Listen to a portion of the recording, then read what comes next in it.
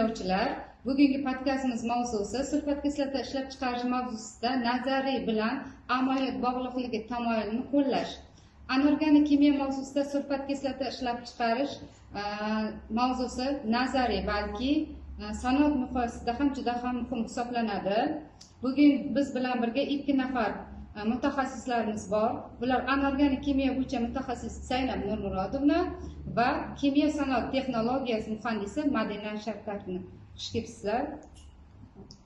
Xo'p, avvalo birinchi savol sizlarga beraman. Sulfat kislota ishlab chiqarish mavzusini faqat nazariy tushuntirish kifoya qiladimi yoki amaliy jihatlar bilan bog'lash zarurmi? Menimcha bunda faqat nazariya yetarli emas. Sulfat kislota ishlab chiqarish muhim jarayon hisoblanadi.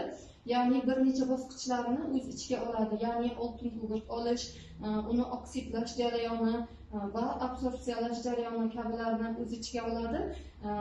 Agar talaba bu jarayonlarni faqat formulalar orqali o'rgansa, u real ishlab chiqarish tizimini tasavvur qila olmaydi. Men bu fikrga qo'shilaman, lekin shuni ham unutmaslik kerakki, ishlab chiqarish texnologiyalarini tushunish uchun nazariy juda muhim hisoblanadi. Masalan, kontakt usulida katalizatorning roli yoki haroratning muvozanatga ta'siri tushuntirilmasa, amaliy jarayonni tushunish juda qiyin bo'ladi. To'g'ri, lekin nazariya o'z-o'zidan emas, balki amaliy misollar bilan berilishi kerak deb o'ylayman. Masalan, nega ishlab chiqarish aynan vanadiy oksidi katalizatori ishlatiladi? Buni talaba o'ylab ko'rishi kerak. Shuningdek, talaba bunga sabab izlab ko'rsa, nazariya va amaliyotni o'z-o'zidan bog'lashiga sabab bo'ladi. Xo'p, unda nazariyani dars jarayonida amaliyot bilan qanday bog'lab o'rganish mumkin? Men odatda darsda kimyoviy tenglamalarni tushuntirgandan keyin talabalarga shunday savol beraman. Agar reaktorda harorat juda oshib ketsa, oltin gugurt 4 oksidi va oltin gugurt 6 oksidini aylanish darajasi qanday o'zgaradi? Ular qanaydir o'ylashga majbur bo'ladi va talabalar bu savolni muhokama qilib, kimyoviy muvozanat va Le Chatelier prinsipidan kelib chiqqan holda javobni topishga harakat qilishadi. Ya'ni bu paytda o'zaro bahs munozaradan foydalanadi.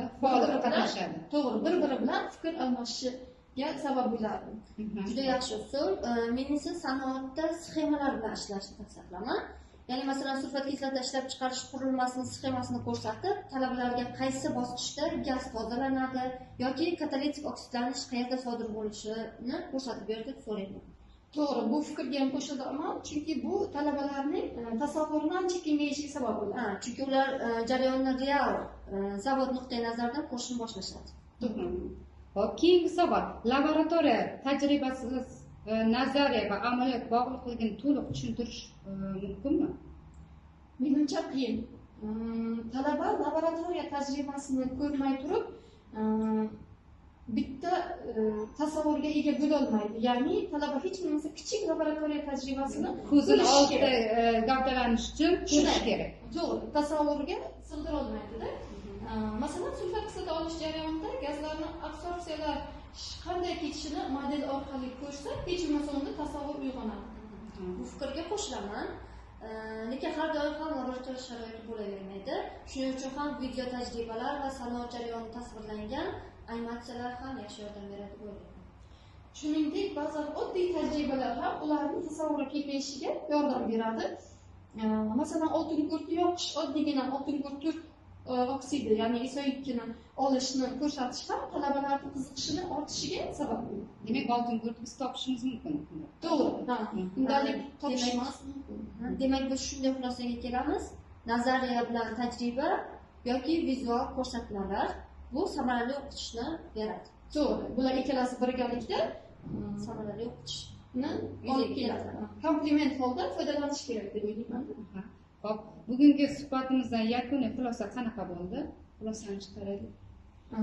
Xulosa qilib aytganda, sulfat kislota ishlab chiqarish mavzusini o'qitishda nazariy bilimlar bilan amaliy misollarni birgalikda olib borish kerak. Sanoat texnologiyasi elementlarini darsga kiritish talabalarni real ishlab chiqarish jarayonini yaqinlashtirishga olib keladi. Bu esa talabalarning kimyoviy jarayonlarni chuqurroq tushunishiga yordam beradi. Hop, ajoyib fikrlar. Demak, nazariya bilan amaliyotning bog'liqlik tamoyili sulfat kislota ishlab chiqarish mavzusini o'rganish talabalarning bilimini yanada mustahkamlash va ularni kelajakda kasbiy faoliyatiga yanada yaxshiroq tayyorlaydi. Mutaxassislarimizga katta rahmat deymiz. Sizga ham. Keyingi podkastlarimizda ko'rishguncha.